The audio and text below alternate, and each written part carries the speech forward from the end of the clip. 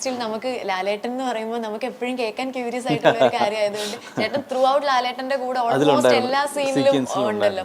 So എന്തായിരുന്നു ആ ഒരു സമയത്തേക്ക് ഒരു ഷൂട്ടിന്റെ സമയവും, അല്ലെങ്കിൽ നിങ്ങൾ ഒരു സെറ്റ് ഓഫ് ഒരു സെയിം ഏജിലുള്ള ആൾക്കാരുണ്ട്, ഒരു ഗ്രൂപ്പ് ഓഫ് കുട്ടികൾ ഉണ്ടായിരുന്നു. അത് ഞാൻ നേരത്തെ പറഞ്ഞ പോലെ ഞാൻ ആദ്യം ലൊക്കേഷനിലെത്തി.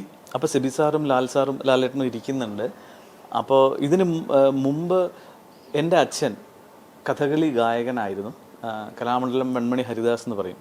അപ്പോൾ അച്ഛനും ലാലേട്ടനും കൂടി ഒരു സിനിമയിൽ വാനപ്രസ്ഥം എന്നുള്ള സിനിമയിൽ അഭിനയിച്ചിട്ടുണ്ട്. വാനപ്രസ്ഥത്തിൽ ലാലേട്ടൻ കഥകളി അഭിനേതാവും ലാലേട്ടൻ്റെ കൂടെ നടക്കുന്ന സന്തത സഹചാരിയായിട്ട് അഭിനയിച്ചിരിക്കുന്നത് എൻ്റെ അച്ഛനാണ്, പാട്ടുകാരൻ, ശരിക്കും കഥകളി ഗായകനാണ്. അപ്പോൾ അന്ന് അച്ഛനായിട്ടും ലാലേട്ടനായിട്ടും നല്ല റിലേഷനാണ്. അതിനുശേഷമാണ് ദേവദൂതനിലേക്ക് വരുന്നത്. അപ്പോൾ സിബി സാർ എന്നെ പരിചയപ്പെടുത്തി, ലാല ഇതാണ് ശരത്താണ്, പത്രത്തിലൊക്കെ അഭിനയിച്ച് നല്ല ഇതായിട്ട് നിൽക്കുന്ന സമയമാണ്. അപ്പോൾ ലാലിൻ്റെ കൂടെ ചെയ്തിട്ടുണ്ടോ എന്ന് ചോദിച്ചു. ഞാൻ പറഞ്ഞു ഇല്ല, അച്ഛൻ ലാലേട്ടൻ്റെ കൂടെ അഭിനയിച്ചിട്ടുണ്ട്. ആരാ അച്ഛൻ എന്ന് ചോദിച്ചു. അപ്പോൾ ഞാൻ പറഞ്ഞിങ്ങനെ കലാമണ്ഡലം ഹരിദാസ്, വെൺമണി ഹരിദാസൻ്റെ മോനാണോ എന്ന് പറഞ്ഞിട്ട് ആ അച്ഛനോടുള്ള, ആ കലാകാരനോടുള്ള ആ ഒരു സ്നേഹം, ആ ആദരവ്, അതാണ് എനിക്ക് തന്നിരിക്കുന്നത് അദ്ദേഹം. അപ്പോൾ എണീറ്റ് കൈ തന്നു, ഹരിദാസൻ്റെ മകനാണല്ലേ. കാരണം അദ്ദേഹത്തിന് യഥാർത്ഥ ടാലൻസിന്, എൻ്റെ അല്ല കേട്ടോ, അച്ഛൻ്റെ ആ ഒരു കൺസിഡറേഷൻ ആയിരുന്നു ലാലേട്ടൻ എനിക്ക് ആ സിനിമ കഴിയുന്നിടത്തോളം തന്നെ തന്നത്. പല സമയത്തും എൻ്റെ ഡയലോഗുകൾ ഒറ്റ ഷോട്ടിൽ പോകേണ്ട സീക്വൻസിൽ എൻ്റെ ഡയലോഗ് തെറ്റുമ്പോൾ പിന്നെ അത് വീണ്ടും റീഷൂട്ട് ചെയ്യേണ്ടി വരും. അപ്പോഴൊക്കെ സാരമില്ല എന്നൊക്കെ പറയാം നമ്മൾ. അപ്പോൾ ലാലേട്ടനെ പോലെ ഒരാൾ നമ്മുടെ സപ്പോർട്ട് ഉണ്ടെങ്കിൽ നമുക്ക് പിന്നെ സമാധാനമുണ്ട്. അല്ലെങ്കിൽ ഇത് തെറ്റിക്കഴിഞ്ഞാൽ നമുക്കൊരു പേടിയുണ്ടാവും. അതുപോലെ പൂവേ പൂവേ പാലപ്പൂവേ, അതിന്റെ ത്രൂ ഔട്ട് വിഷ്വൽസും ലാലേട്ടനും ചേട്ടനും നിങ്ങൾ എല്ലാരും കൂടെ ഉള്ള ആ ഒരു നമുക്ക് ഫണ്ണായിരുന്നു, റിയൽ ഫണ്ണായിരുന്നു. കാരണം ഒരു 4-5 ദിവസം അത് ഷൂട്ട് ചെയ്തു. കാരണം നമ്മൾ ഓരോ സ്ഥലത്ത് പോകുമ്പോൾ, ഗ്രൂപ്പായിട്ട് പോകുമ്പോൾ എന്താ ഇവിടെ ആ പോർഷൻ എടുക്കാം എന്ന് സാർ തീരുമാനിച്ച് അങ്ങനെ അങ്ങ് എടുക്കും. അപ്പൊ നമുക്കൊരു അങ്ങനെ ഉണ്ടായിട്ടുണ്ട്. പക്ഷെ ഈ ഔട്ട്ഡോർ ഒക്കെ പോകുമ്പോൾ നല്ല സ്ഥലം കാണുമ്പോൾ നമുക്ക് അങ്ങ് എടുത്തേക്കാം എന്ന് വിചാരിച്ചിട്ട് അങ്ങനെ കുറെ സംഭവങ്ങൾ. അപ്പോൾ ലാലേട്ടൻ്റെ കൂടെ കുറച്ച് ദിവസം അത് ജീവിതത്തിൽ ഒരിക്കലും മറക്കാൻ പറ്റാത്ത അനുഭവമാണ്. നേരത്തെ പത്രം സിനിമ പറഞ്ഞല്ലോ, പത്രത്തിലെ ക്യാരക്ടറും അതുപോലെ തന്നെ അതെ ഇപ്പോഴും ഓർത്തു വെച്ചിരിക്കുന്ന ആൾക്കാരാണ്. മഞ്ജു ചേച്ചിയായിട്ടാണ് അന്ന്. അതെ പക്ഷെ എന്റെ ചേച്ചിയല്ല കേട്ടോ, എന്നെക്കാട്ടിലൊരു 4-5 മാസം താഴെയാണ് മഞ്ജു. അതിനകത്ത് അനിയനായിട്ടാണല്ലോ. അതിനായിട്ട് അനിയനാണ്, കാണുമ്പോ അനിയനായിട്ട് തോന്നുമ്പോ സാരില്ല, അങ്ങനെ തന്നെ ഇരുന്നോട്ട്. അപ്പൊ ആ സമയത്തെ ഒരു മെമ്മറി ഒക്കെ നമ്മളോടൊന്ന് ഷെയർ ചെയ്യുമോ? അത് ജോഷി സാറിന്റെ സെറ്റ് ആകുമ്പോൾ നമുക്ക് ഇത് സിബി സാറിന്റെ പോലെയല്ല. നമുക്ക് ജോഷി സാർ എന്ന് പറഞ്ഞ ഒരു സിംഹമാണ്. നമ്മൾ ലൊക്കേഷനിൽ വരുമ്പോൾ എല്ലാവരും ഇങ്ങനെ പേടിച്ച് ഇങ്ങനെ നമ്മളിങ്ങനെ സാറിന്റെ വണ്ടിയിൽ ബെൻസിൽ വന്ന് ഇറങ്ങുമ്പോഴൊക്കെ നമ്മൾ പിന്നെ സൈലന്റ് ആയിരിക്കും. അപ്പോൾ ഭാഗ്യത്തിന് എനിക്കിതുവരെ സാറിൻ്റെ ഇന്ന് ചീത്ത കേട്ടിട്ടില്ല.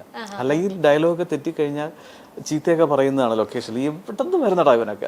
പക്ഷെ ദൈവം സഹായിച്ച് എനിക്കതിൽ കിട്ടിയിട്ടില്ല. പക്ഷെ തല്ല് കുറച്ചൊക്കെ ഉണ്ടായിരുന്നു, സൈക്കിൾ ചവിട്ടുന്നത്. അതെ, അത് പിന്നെ അതിന്റെ വേദന ഇപ്പോഴും എൻ്റെ കാലിലുണ്ട്. അത് സ്ഫടികൻ ജോർജ് ചേട്ടനും ഞാനുമായിട്ടുള്ള സീനാണ്. മറ്റേ കത്തി ഉരിപ്പ് കൊന്നുകളയോടാന്ന് പറയും.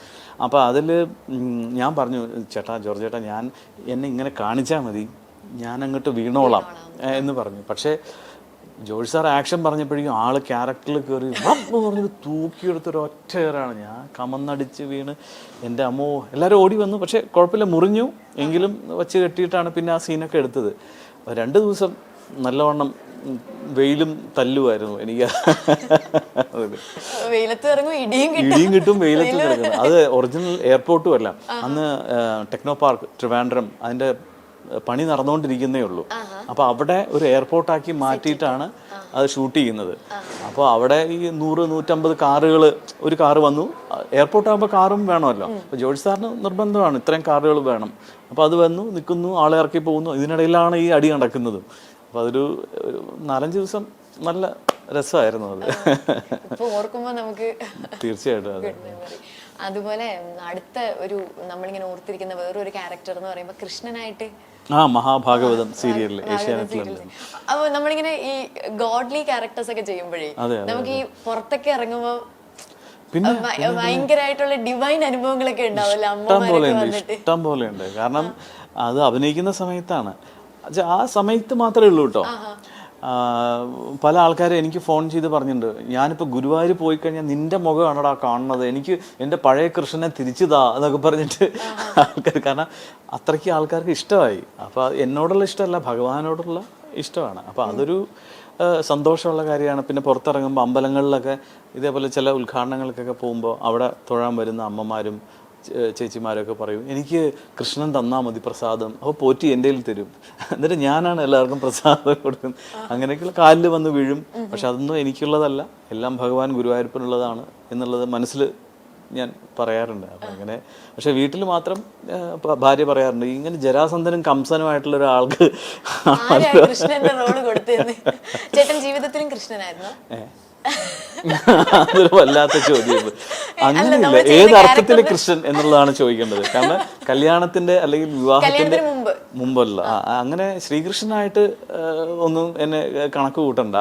പക്ഷെ ആൾക്കാരോടൊക്കെ നല്ല രീതിയിൽ സമാധാനത്തോടുകൂടി പെരുമാറാൻ ശ്രമിക്കുന്ന ഒരു വ്യക്തിയായിരുന്നു. അതുകൊണ്ട് ശ്രീകൃഷ്ണൻ ഒന്നും അല്ലേ. വൈഫ് എന്താ ചെയ്യുന്നത്? ആള് സീനിയർ ഓഡിയോളജിസ്റ്റ് ആണ്, തിരുവനന്തപുരം കിംസ് ഹോസ്പിറ്റലില്. ആള് 10-17 വർഷമായി അവിടെ തന്നെയാണ്. പിന്നെ 2 മഞ്ജു, പിന്നെ 2 പെൺകുട്ടികളാണ്, വേദ, ധ്യാന. വേദ ഇപ്പോൾ +2 കഴിഞ്ഞു, വെല്ലൂർ ട്രൈ ചെയ്യാണ് ആള്. പിന്നെ രണ്ടാമത് ധ്യാന, ഷീസ് 9th-ലാണ്. പിന്നെ അമ്മ സരസ്വതി ഹരിദാസ്, ആള് കൂടെയുണ്ട്. അങ്ങനെ പോകുന്നു. എന്റെ അമ്മയുടെ പേര് സരസ്വതി. ശരി. ഓക്കെ ചേട്ടാ, അതുപോലെ വേറൊരു കാര്യമേ, ചേട്ടന്റെ മറ്റേ ഭ്രമണം സീരിയൽ എന്ന് പറഞ്ഞു കഴിഞ്ഞാൽ വളരെ ഹിറ്റായിട്ട് പോയ സീരിയലാണ്.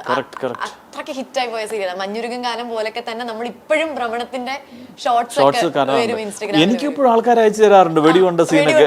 ചേട്ടൻ വെടികൊണ്ട സീൻ ഒത്തിരി ട്രോള് വന്നതാ. ഈ യൂട്യൂബിൽ അടിച്ചുകൊടുത്ത അങ്ങനെ ചേട്ടന്റെ പേരടിക്കുമ്പോൾ ട്രോളൊക്കെ വരും. അപ്പൊ ഈ സീൻ ചെയ്യുന്ന സമയത്ത് അത് ട്രോൾ ചെയ്യപ്പെടുമായിരിക്കും, അല്ലെങ്കിൽ എന്തെങ്കിലും ഒരു സംശയം തോന്നിയിരുന്നോ ചേട്ടൻ ഇത് കുറച്ച് ഇംപ്രൂവൈസ് ചെയ്യണമായിരിക്കും? ഈ ട്രോൾ ജനത ഉണ്ടല്ലോ, അവര് ഏതിലാണ് കയറി പിടിക്കുന്നതെന്നുള്ളത് നമുക്ക് ഒന്ന് ഈശ്വരന് മാത്രമേ അറിയുള്ളൂ, ഈ ട്രോൾ ഏതിലാണ് വരുന്നതെന്നുള്ളത്. അതുകൊണ്ട് നമ്മൾ വളരെ കഷ്ടപ്പെട്ട് സത്യസന്ധമായിട്ടാണ് അഭിനയിച്ചത്.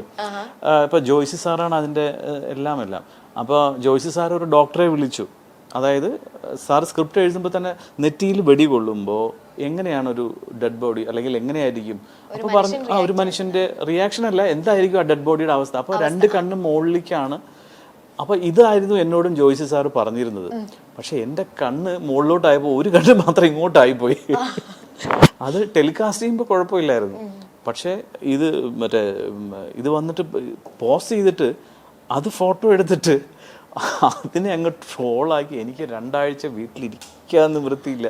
എല്ലാവരും, ബന്ധുക്കളും ഫ്രണ്ട്സും എല്ലാവരും ഇത് തന്നെ ഇങ്ങോട്ട് അയച്ചു തന്നുകൊണ്ടിരിക്കുക, ഈ വെടി കൊണ്ട ഫോട്ടോ. ഇത് എന്ത് പറ്റി എന്ന് ചോദിച്ചാൽ ഞാൻ പറഞ്ഞത് സീരിയലാണ്, എനിക്ക് ശരിക്കും വെടി കൊണ്ടതല്ല, പിന്നെ എനിക്ക് വെടി കൊണ്ട് ശീലമില്ലാത്തതുകൊണ്ട് അങ്ങനെ ആയിപ്പോയതാണ് എന്നൊക്കെ പറഞ്ഞു.